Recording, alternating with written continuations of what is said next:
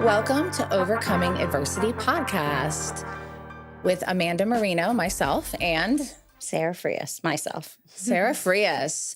We are powered by Next Level Recovery Associates, and we are a mental health and addiction podcast. Today, we have a really cool guest who kind of just came out of nowhere for me because she was momming and lifing. And from what I see from an outside perspective, like you're kind of building your life again. That's what I see. I see a woman who's on a path and on a journey and on a mission, to do you. And I don't know all the backstory, right? I've met you with Essen, and since then I've just been drawn to you. I came to speak for you for the adolescents at your program, and I love that. Adolescent girls are my favorite because they're the worst.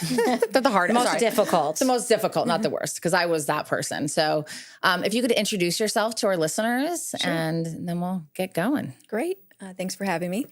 My name is Keesha Scott. I'm the co-founder of Guardian Recovery, which is a behavioral health organization treating substance use and mental health. I am, most importantly, a mom of 3, and I'm also 23 years sober, so I'm pretty involved in the local sober community. And most recently, I'm the author of a new book called Cake for Dinner. Oh, I like that name. Thank you. I do That like is the name really Cake for cool. Dinner. So we have, I love that. And I love, you've reached out and I was like, heck yeah, come on. I want to support and empower women, whether they've been doing whatever and want to come out. Like, I mean, you're smart, you have a big heart, and I think the world needs to know you, and I'm grateful that you wrote a book. I'm sure it's going to be an inspiration to many people. So where were you for the years? Where have you been? Well, Josh and I founded Guardian in 2008. At that time, it was just really he and I working out of some little office in Delray, Wow. kind of just like an outpatient type thing. Really, he was an interventionist at the time, which is how I think I originally heard of you. Yes. And he would get people into treatment, and then the family would inevitably call and say, they're done, now what? And so we started Guardian as an outpatient organization. And since it has grown and grown and grown and grown to all levels of care. Yeah. And then a few years ago, our 8, who are now 18-year-old twins, were probably 14, 15. My daughter specifically started to really struggle. And I realized that, there weren't a lot of local resources, especially for young girls. Yeah. So that kind of prompted me to want to help the community by opening an adolescent facility. And my goal really is to help teenagers and parents to kind of pave the path for them to a healthier life. And so we started that. And in between 2008 and now, a lot of shit has happened. Yes. I've had another kid who's now 11. And I've really worked at all levels of care in our organization. And I've just kind of found my stride with teenagers. Love that. And I don't know, it just like really woke up my story. And I decided after many moons to tell it. So that's really what I'm focusing on right now. I love that. And I always knew who you were and always saw pictures of you. And Josh, give Josh a plug. When I was new, like I made it a point to like constantly reach out to like experienced interventionists and ask them questions and, talk to them about, and I remember like Josh was like, charge what you're worth. He's the one who was like, Oh yeah, I remember that. charge what you're worth. Like, you might, once you get your bearings and get your, you don't have to be for everybody, and so he really helped me with some of that stuff in the beginning and helped walk me through like, the earlier days, which was really cool of him. Cause he didn't have to do that. He was busy and Guardian was killing it already. So it wasn't like, this is like 2019, 2018-ish, So he was definitely always available if I had a question about a client or had a question about things like that. So I really will always appreciate that.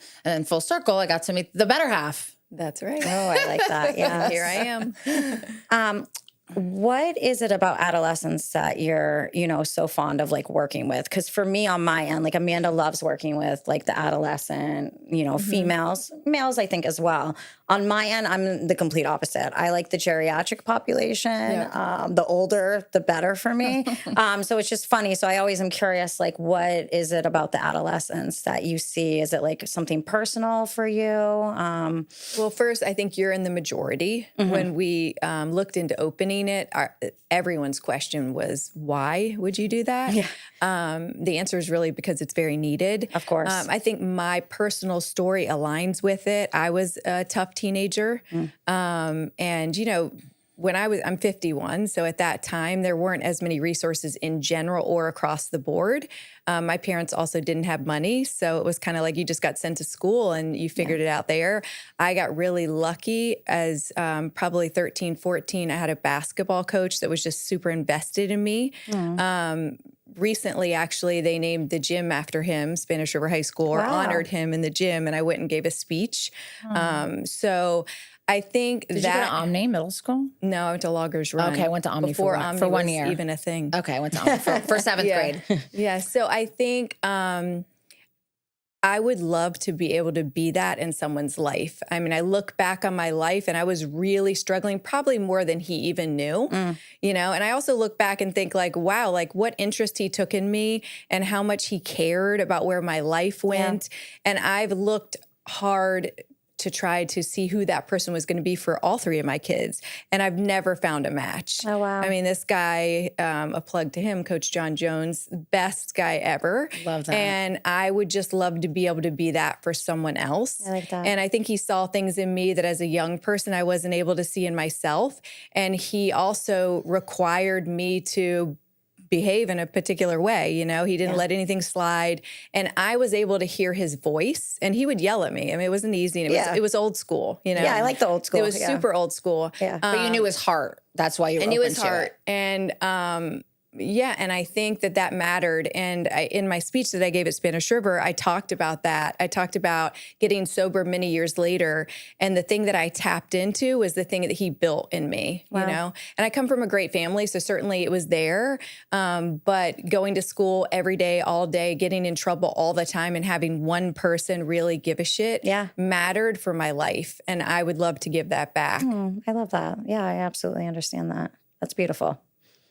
Yeah, and I love, you know, I have that person. Mine wasn't a coach, but I think some of us, like outside the family, have that person. You know, yes, the family. You know, my family was always support, but I think outside the family, it's like, well, you know, you didn't have to do this, and you chose to. So yeah, it is beautiful to like pay that forward and be that person for people. And I've seen you in action. Like, you know, the girls really resonated with you when I was there, and it was really cool. And I think also maybe does having teenagers, has that brought that back for you, or raising children? Because I know Sarah's in another realm. Sarah's in the 1 and 2 now. Yeah. Oh, my baby's 2. So 2 and 3, almost 4, right? And then I'm a 13-year-old daughter, and then a 19-year-old son, or sorry, 12-year-old daughter, 19-year-old son. They will be 13 and 20, but I'm already trying to prepare myself for those 2 numbers. But was that part of it? Like, you know, be like parenting teenagers? Because it does bring a lot up for you. Sure. I mean, you're knee deep in it at home and at work, and it just kind of aligns and works. I think my kids probably benefit from it, but then also it probably goes bad for them on days too. Depending upon how it goes at work that day. But sure, it aligns. I think I'm a better parent also to teenagers. I love babies, but I really believe there's a specific channel that teenagers listen to. And if you can't speak that language, you'll have a really hard time impacting them. And I feel like I speak that language. And it's nothing that I've practiced for or studied for. My master's degree certainly didn't help with that. Yeah. I think it's just innate. Yeah. And I think in life, when you find your lane, you can feel it, and it's probably behooves you to stay in it. So. Absolutely. Yeah, absolutely. I agree with that. Mine constantly changes, but so we wear many hats. I just go with my heart and my gut and just follow that, and it works. So I'm not going to change it now. Yeah. And sometimes it doesn't work. Sometimes I hit my hand. Okay, that didn't. No big deal. Go this way.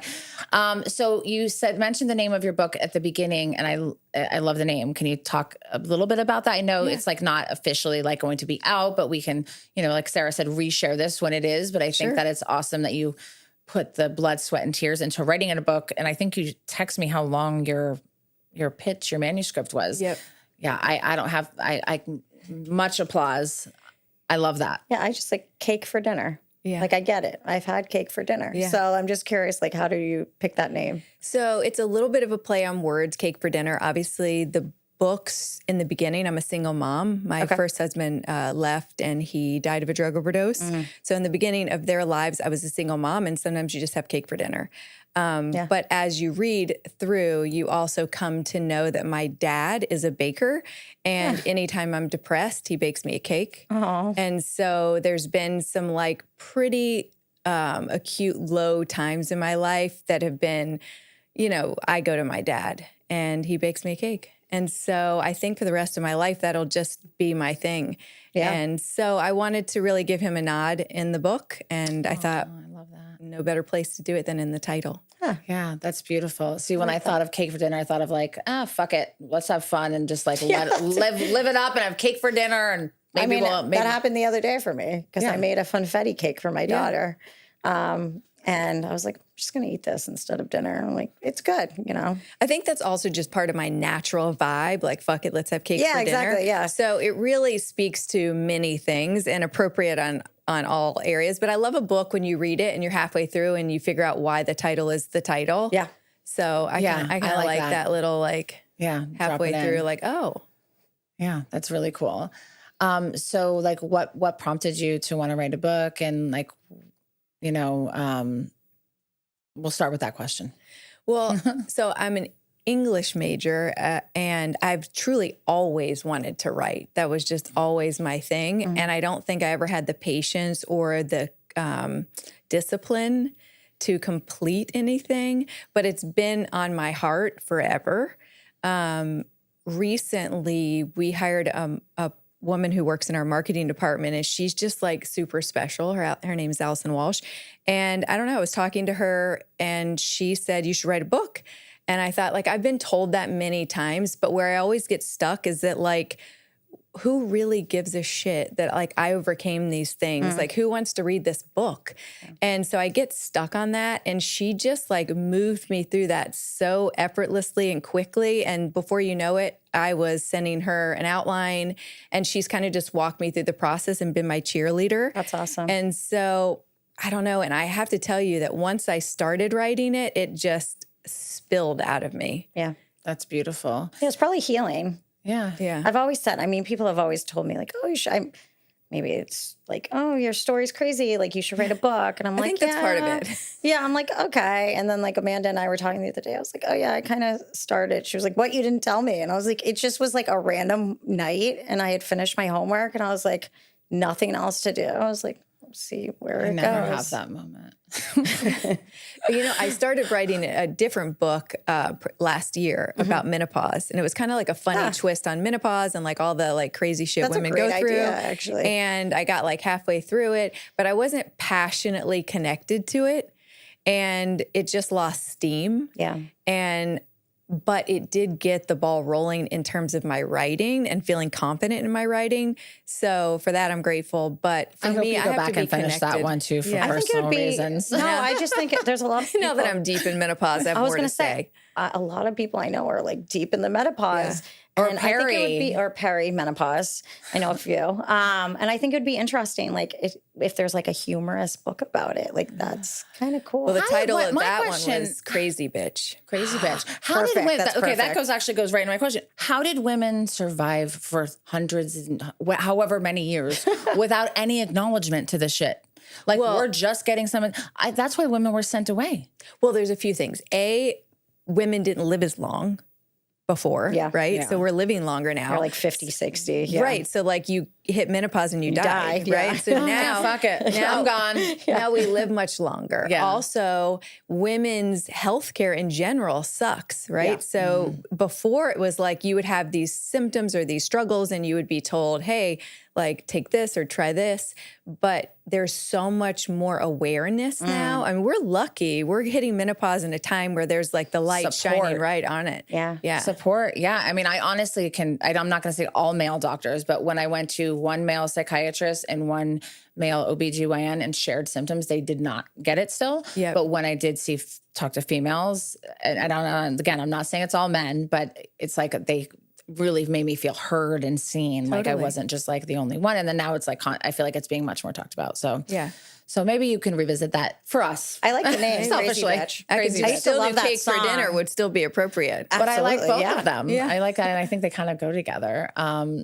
So just to rewind, tell me about losing the father of your children to an overdose and like you choosing a different path of life and kind of, a little bit about that. Sure. So we were both 30 days sober when we met. We got sober on the same day in two different places, not knowing each other, May 30th, 2002. So our journey really started off that way. And they tell you not to get in a relationship early for a reason, right? It just makes it harder. Yeah. But I'm not a rule follower. So neither. I proceeded You're in the right room. anyway. And so, we ended up going through the in vitro process, and there's so much that happened in that relationship, two people trying to hang on to their life. He was pretty tortured by his past, a bunch of unresolved stuff that like at the time I didn't understand, nor did he. I was terrified of my future. So we kind of just like clung to each other. Yeah. We ended up getting married and doing in vitro, having twins. And he, without telling his whole story, he just had a tremendous amount of trauma, which I do talk about in the book. But he was in no way prepared or ready to have kids. And so he ended up leaving and relapsing and dying of an overdose. Wow. And then you were left with twins I was. to do by yourself. Yeah, he left the first time when I was 6 weeks pregnant.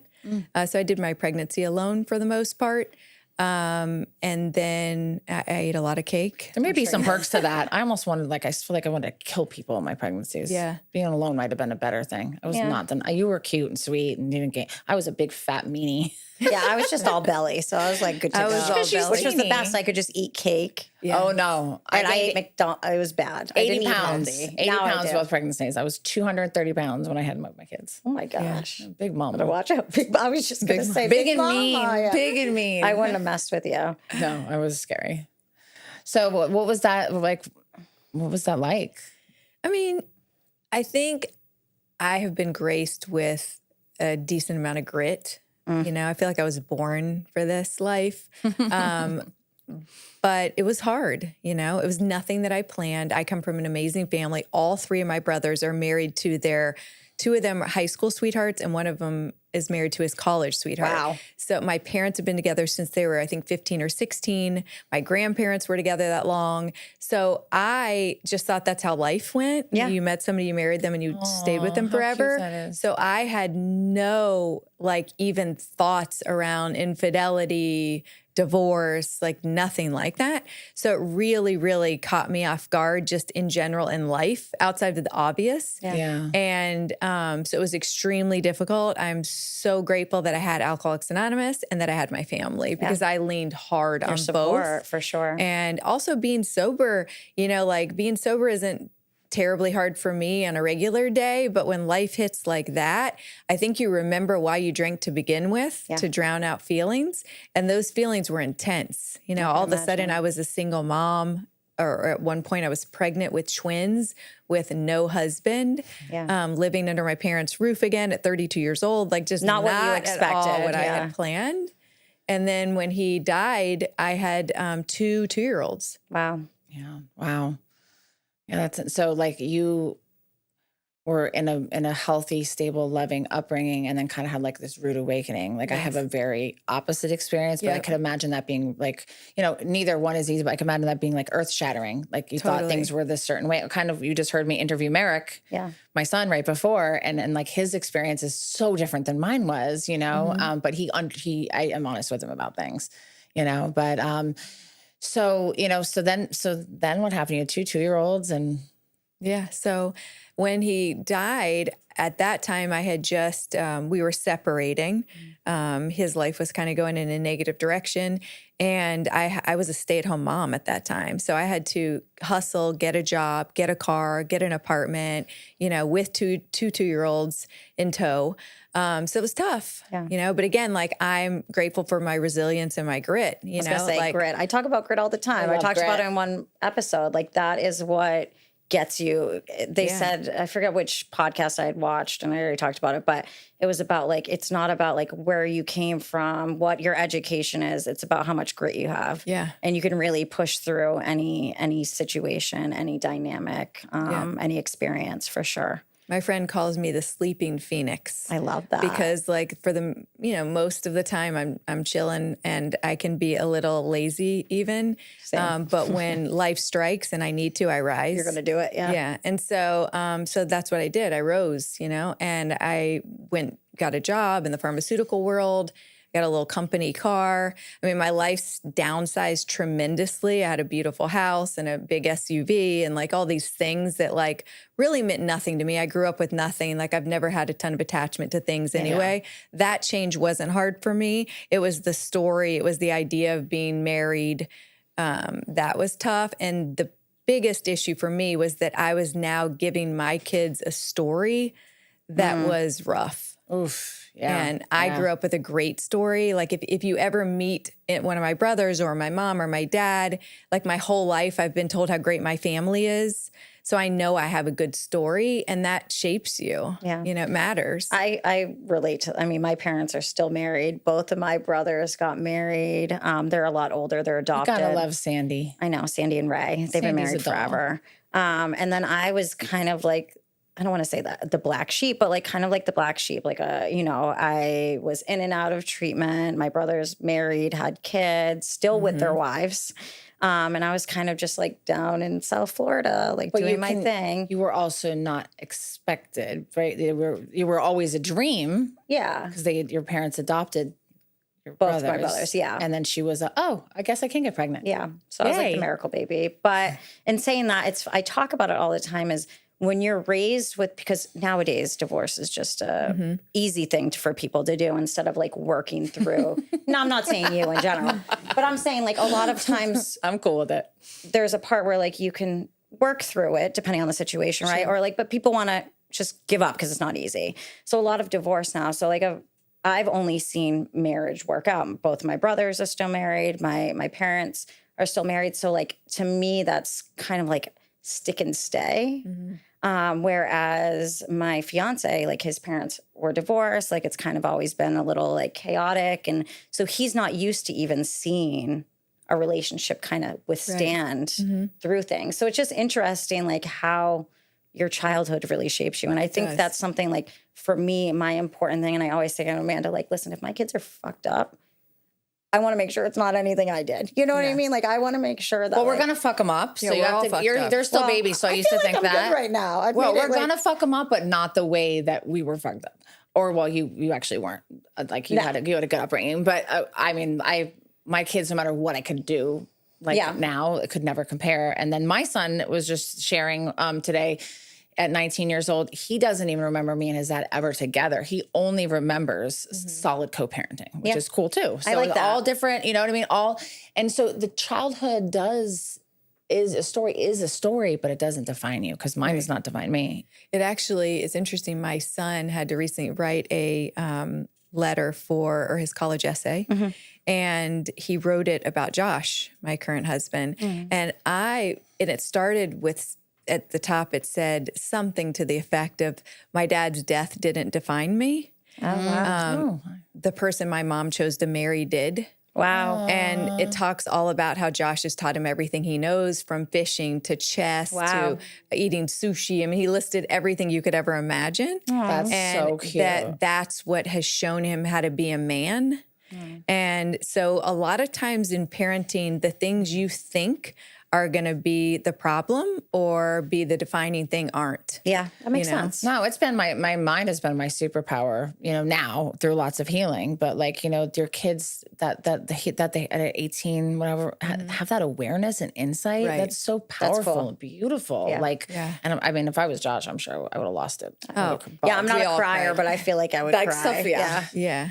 There's been a lot of that. And that's also the joy of having bringing a family together blended family. Like every like big moment is just feels bigger. Like, Yeah, there's I just say something bonus. I don't say step. I just like, I say bonus Yeah, kids. I like the bonus. Yeah. I just feel like, I don't know. The word step, it almost seems like it's kind of like to me, it sounds negative for whatever reason. So I have said my bonus kids with my partners, and then, there's everyone in my life I'm blessed beyond, I know it's not normal, but has extra love and everyone gets along. And it's like really So cool. Yeah, it is really nice to see It's that, so to weird. be It honest. still weirds me out sometimes. I'm like, this is fucking weird, but I love it.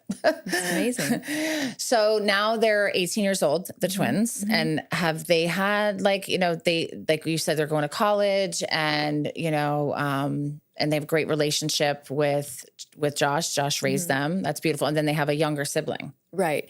Right now, we're taking a little break. We're not sure what we're going to do. My daughter's going to esthetician school, actually. Oh, nice. She's a real hustler. I mean, she is like, college is beneath her. Like, she is going to be a star. There's just no stopping her. I get that. And talk about grit. Like, she just leads with grit. She's someone I'm just super proud of. She had a really tough time early on and has just blossomed. And I talk a lot about her in the book because a lot of parenting is you think you need to do it a particular way or you come into it with your own convictions. And she just shot the middle finger right out of the gate and was not conforming to what I thought is the way it should have gone or should go. Yeah. And she's just protested all the way. And literally I looked at her the other day and said, good for her. Thank God she protested. Thank God she knew better deep in her heart of like who she should be. So she's just a success, really. Like I learned now that my kids are at their ages they are, I learned so much from them. And I'm so grateful that I stay open to that. Yeah. Like my daughter, just some of the things she's gone through and how she does not like take that on and she will not wear that and not own that. That is not hers. Like I'm thinking like, what would Scarlett do? I've applied it in my life because I stay open to learn from her. And I think it's just such a cool thing when they turn to go through these phases and ages that they become people that we are, learning from, Yeah. I mean, they're our teachers. I mean, I've learned more from the three of them than anybody in my life. Absolutely. Truly. My son is taking a little hiatus. Will eventually go to college. He's had his own struggles recently here with, substances really and trying to navigate his way through that. That's been difficult. Like as a sober woman, you just never, I think you're always looking at your kids trying to identify, it's like, I already do now. They go for like 2 bowls of ice cream and you're like, oh, do they have the addict tendencies? Is that a thing? Is that the disease of more, So it's just it's a journey. I've tried to stay open, but he's a delight. And my 11-year-old is going into 6th grade and boy. Okay. And we've already done the middle school girl thing.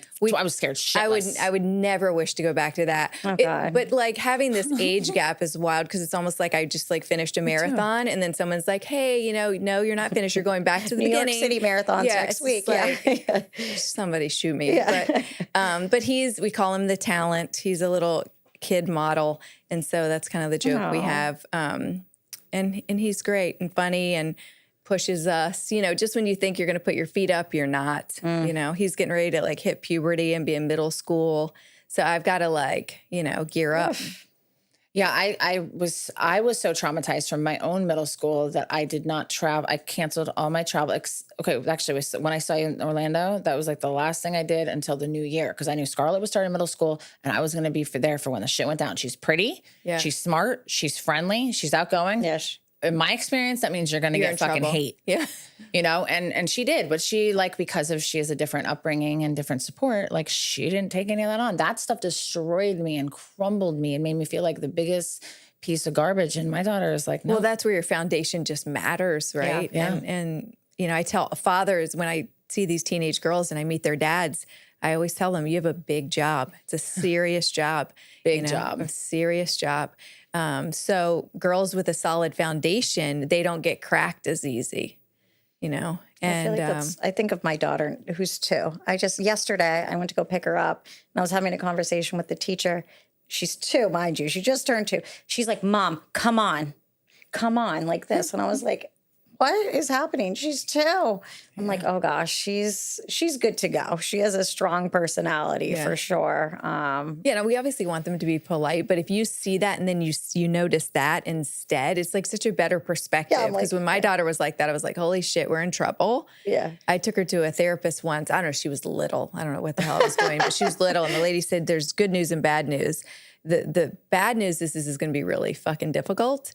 And the good news is she's never going to be taken advantage of. Oh, I like that. And she never has. 18 years and she never has. I mean, and that lady that's called definitely it. a goal for my daughter for sure, 100%. I see a lot of young Scarlett and Serena, and like I think I told you, like at 3 months old, I was like, is she colicky? You know, bring her to the doctor. And they're like, no, it's behavioral. And I'm like, What? She's so 3 like months. I learned how we learned together how to harness all that boldness, and it was harder actually when she was in elementary school, because now she's more grounded in who she is, and she's going through all the things that like hate that young girls go through. But we've harnessed the superpower into like I hold space. Like when I left Scarlett's dad, I let them be mad at me. Her and my son were pissed at me, but they couldn't disrespect me. Like, you can be mad at me and I can hold space for that, but you're not going to treat me poorly. You know what I mean? And so like we learned as we go. Well, nobody there's no roadmap for this. Like that's why like it's been easy for me, like forgiveness with my mother for things I used to harbor resentments for, is because she didn't know what the hell she was doing, and she didn't have half the things at her disposal that I do. Right. So like, God bless her. Yeah, that's a wild awakening when you get old enough to realize that we're all just out here doing our best. Yeah, we're just trying here. Yeah, we're just trying. And thank God nobody tells you how it's going to go, because I would have gotten off this fucking road. You know what I mean? I'm leaving. I'm done. Yeah. And then you don't experience all the joy that's on the other side of that. So totally. So what? Do you work with the adolescent girls like is it an everyday thing or multiple days a week? And do you still feel as passionate about it now that you're in it, or more? Like, what's that like? Yes, I still feel very passionate about it. I work as the adolescent care director, overseeing our whole adolescent program. So like next month, I'll be in New Jersey at our residential adolescent program there. I oversee some of our virtual adolescent programming and our case management adolescent programming. So all things teenagers, and I will forever be passionate about it. Love that. I love that. I think when we talked, my like fave is the co-parenting, with helping exes get on the same page. And I know that it's not possible for all, but God, it's a game changer. Like I shared, I don't know if you saw it, I shared on social media, like a picture of my 2 ex-husbands. I did. And my kids are not from broken homes. They're from double the love. And it's truly, truly that in and out. And I think that if parents can really get out of their own way, especially if their child is struggling, right? If they're in treatment or they're, in therapy or whatever they're going through, that if they can kind of remove them, their whatever they have against each other really doesn't matter anymore. It's really about the love of the child. Yeah. And like, there's ways to get to that and navigate to that. But there was somebody that I was 25 years old and Merrick was a baby. And someone's like, remember, you love your son more than you can't stand. I've read that somewhere. Yeah. And that's just I've never heard that. It was my aha. And like, that's just what I've always went back to as a core. You have to set boundaries. You have to do certain things. You have to learn how the other one communicates. Like there's skill to it. Sure. But it makes me want to cry, that like I celebrate them and I love them. And if they called me for something, I would leave right now if one of them needed something, drop everything and go. Yeah. But good for you. Yeah. Yeah. And I love to have, and for parents that want that or want to help their kids, like that are willing to like even tough. Explore it's not the norm. No, it's not even in it is very much in the minority of the divorced parents that I see. Yeah. I know my therapist tells me all the time, Amanda, what you have twice over is like so rare. Yeah, I had someone say to me the other day, I'm not Amanda and your ex-husband. Yeah. They literally said that to me. I'm no Amanda and Frank Marino. I'll say Frank. Frank Marino, like, this isn't how we're going to be. And I was like, oh, okay.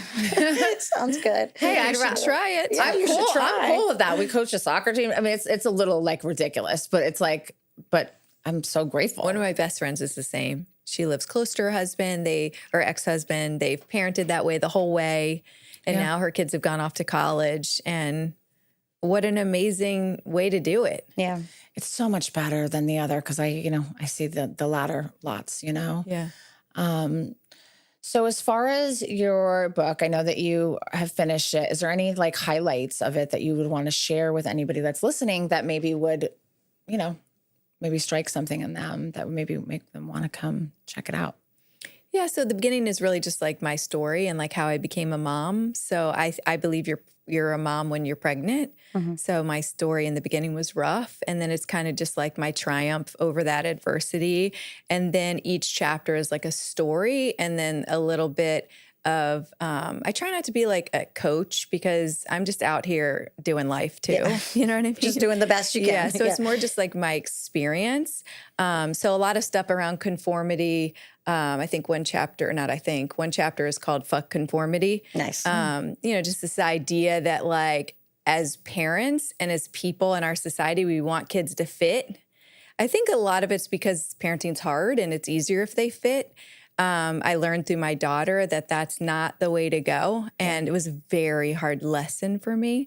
So I'm hoping that I can impart some wisdom on moms that are struggling with that. Yeah. Because in the end, you realize that conformity, first of all, I'm not even attracted to conformity. I've never conformed in my life. Same. I hate it. I'm not attracted to it. Yet I had a kid and then I wanted her to do it. Yeah. And like just That's so funny. the Yeah. hypocrisy of that is just wild, you know? Yeah. And so I tell a story in there about her at a talent show, and it's a long story, but she was in this talent show and she just got up there and just, like the winner was a concert or a little pianist, just to give you an idea of who won this. And it was a little private school. And she got up there and sang Meghan Trainor's "If I Was You, I'd Want to Be Me Too."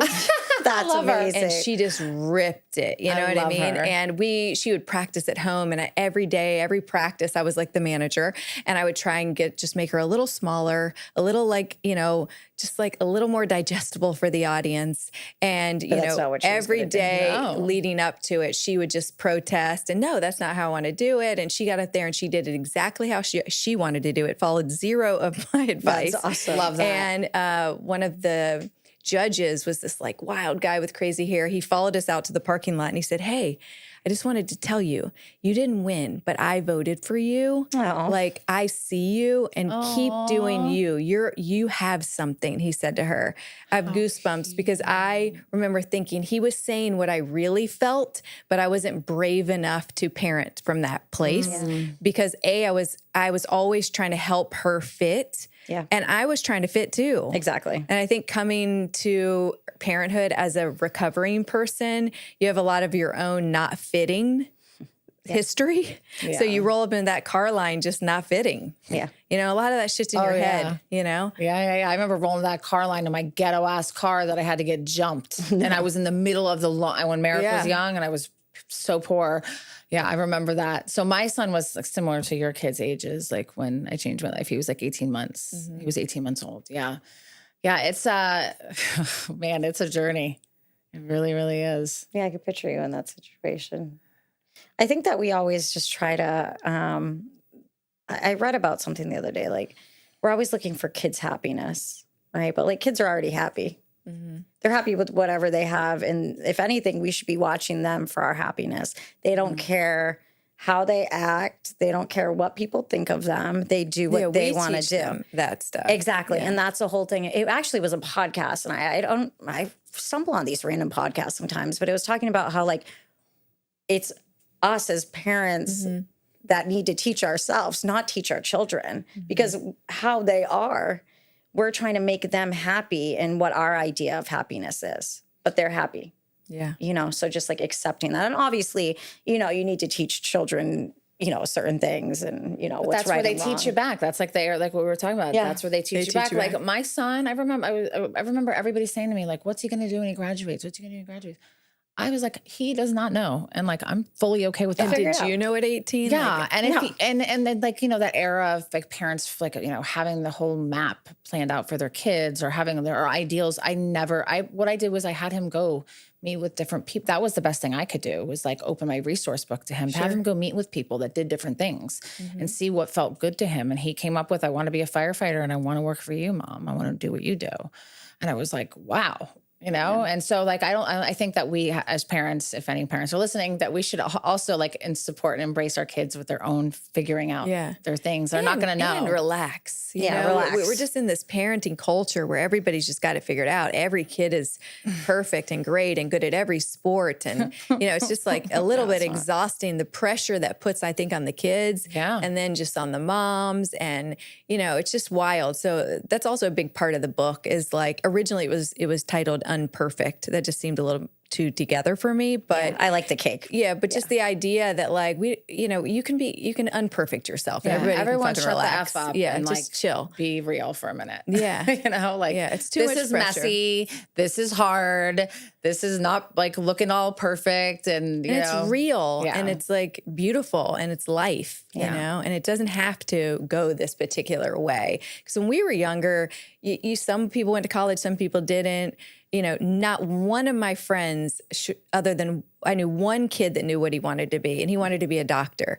Not one of my friends knew. I've had like 4 careers by the time I was 30. Yeah. I've lived a lot of lives. Yeah, I picked a nurse. I was just thinking, I was like, why did I want to be a nurse? Like, was it like just like, oh, nurse sounds cool. Like it's not like I had experience. But you even said at the very beginning, you still like that older adult. Like you still like to be there. I mean, probably because I worked with them for 15 years. But you maybe that would make you not like them. Like you still like that true. As far as like with clients. Like I mean, you're good with everybody, but you're still drawn to like helping, caring for. They're interesting. Yeah. They've had a whole life that. I you look at them, too. you have no idea what they've done, and I feel like I worked for hospice for a while, so. You look at them and it taught me a lot, I have to say. Like I did a volunteering when I was younger and I remember sitting and watching this lady who was passing away and I was like young, I had my whole life ahead of me. And I was just thinking like, you don't know what she's had, how much money she's had, what she did. Like here she is, unfortunately she doesn't have any family with her. So I'm sitting vigil, because it's, hospice, you don't never die alone. And so like, to me, that's actually, there's a lot of things that I've learned with the geriatric population, which I'm sure I've learned with adolescents as well. But one is just like materialistic stuff and all that. It's not important. Like really what's the most important is like your family, your immediate close friends, small circle. And so small, it's a dot. Yeah. Because in the end, like all your friends sadly pass away and you're really left with like your children and like whatever, family you have. And to me, that's like what I cherish the most. It's not like materialistic things. And, me too. And how you lived, like who you were in the world. Exactly. Like I think I met my favorite client ever. She was one of the first ICU nurses in Palm Beach County, which I thought was really cool. Yeah. She loved to have a beer before she went to bed. And I just thought that was great. She was like 90, drinking a beer before bed. God, so cute. Pabst Blue Ribbon too. Yeah. So I was just kind of like, I don't know how we got into that, but I just think that. Career paths. Oh, yeah. Career paths. But it taught me something, I guess, regardless if it was something that I did for someone else or that it sounded cool to work as a nurse. Like it definitely brought me to I think my also compassion. And that's kind of the point is it taught you something. It's like people have an idea now that everybody has to like have a plan and like get in that bucket. Yeah. When really I feel that it's more like I told my daughter, have 20 jobs. Yes, you know what I mean? See what you like. Like as you go along, you take that experience with you and you become a different person and you grow and you change. And like, I think the value lies there. For sure. I agree. Yeah, I love that. So how can people find you if they're listening to our podcast today? How can they find you personally? And then I know the book is a beauty and labor. A beauty and labor. So our website is guardianrecovery.com. My Instagram is Keesha W. Scott. So at Keesha W. Scott. And my email address, if they want to just reach out, is keesha.scott@grncare.com. Awesome. Well, thank you so much for being on today. Do you have anything to say? Oh, we should do the quick. We haven't done that. Oh, yeah. Today. Go ahead. You pick which. Hold on. I got to think. You go first. Oh, no. I don't even know what we're doing.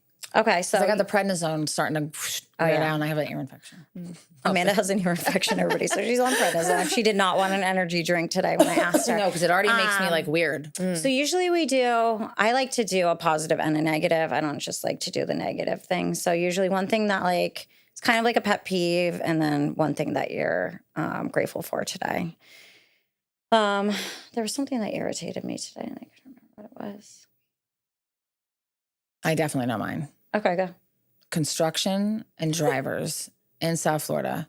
Listen, I'm born and raised here. You're born and raised here. We welcome all the people from all over the country. You're all welcome. All my friends, all my family is from somewhere else. But my goodness, like I live in an area that used to be like the smoothest ride down the road to the highway. And now it's like just to even get like 5 minutes is like triple the time. And I just wish they would just let it be. I understand we're growing, but like it's always under construction, it's always going to be a shit show. And people do not look around and do not care about people around them. I really try to be mindful, like, and not cut somebody off or almost kill them. Like I almost got yoked yesterday by a big truck. So that's something that obviously I can't control, but definitely irritates me is the construction and how long it takes to get everywhere here in South Florida. Something I'm grateful for is that how cute my son was here today and like stepped out of his comfort zone and made videos, which he's terrified to do.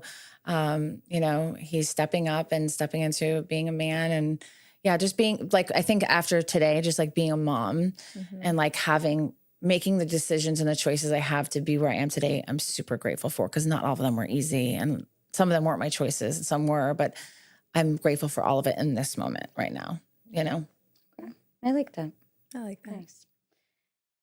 This is random, and I don't know if this is my internet or the server or whatever the app. But I watched Moblands on Paramount. Okay. And every time we went to go watch it, now mind you, I pay for Paramount. It gets stuck in circles and circles and circles. So I guess that's my irritation because then they're in the middle of something like crazy that's about to happen, and then that's it your pauses. service. And it's So also it's Comcast. not. So my pet peeve's Xfinity Comcast. It's Mobland, just like Nordstrom. Oh, I haven't. So she my mother loves to add S's. My mom adds an S to everything, and it drives me crazy. Walmart's, And now because she's Boston. She's Nordstrom. Walmart's, Moblands. So now I've started adding S's. I'm like, I'm my mother. This is great. We all Thanks, are. Sandy. Moblands, We all are. Moblands, yeah. Moblands. Something I'm grateful today for is I think just like, honestly, I feel really grateful for like my kids recently. Sometimes it's like really difficult where I feel like I'm drowning. And right now I feel like everything's like chaotic, but like beautiful, kind of like you said.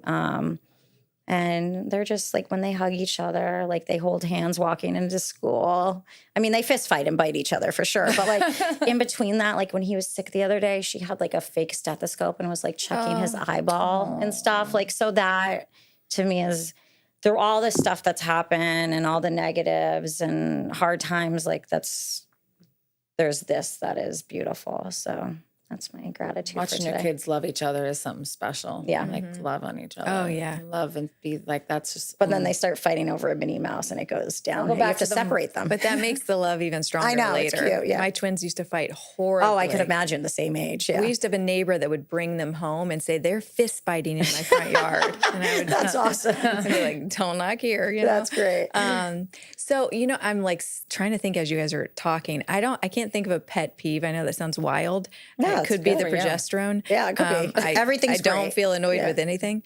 That's not always. So I need to have take me it, back is what you're next week, and I'll have something. Gratitude though is I'm super high on right now. I would say I'm most grateful for my husband. Like in the beginning when you meet somebody, I just signed up for somebody that was cute and like could deal with my chaos. Yeah. I in no way had any idea that he would show up to be the dad he is to my kids, and watching my teenagers go through some pretty serious stuff and how much he loves them. Yeah. And how different their path is as a result of him is something I will forever be grateful for. Yeah. And I forget that sometimes when he annoys me, just Of course. like every other, Everybody annoys husbands can be. But I hope I can hang on to that because I know not everybody gets that. And for all the single moms out there, it's a possibility. Absolutely. So I would say that's what I'm most grateful for. And he just cheers me on. He was so excited for great. me to come here. Oh, Just like I love every that. day, I love him more for that. Yeah, absolutely. He has an extra star, gold star by his name now, knowing how supportive he is to you and how awesome he is to your children together. That's beautiful. All right. Well, thank you for joining us. It's been a serious girl talk today. I kinda like the girl talk, yeah. Deep, real, legit girl talk. And I've loved every second of it. But I'm coming down off the prednisone, so I have to go. You got to go take her progesterone. And No, go to sleep. oh yeah, true. That's later. There's going to be awkward in between. Oh God. So you can find us at nextlevelra.com. You can find us Next Level Recovery Associates, Amanda Marino, Sarah Frias, or just Sarah. Sure. Yeah. There's an E Yeah, in there. go to my I'm there Instagram. somewhere, You can yeah. find It's an Sarah. S on the end. With an S. And thank With you an for S, tuning yeah. in. Please give us a 5-star and share with a friend.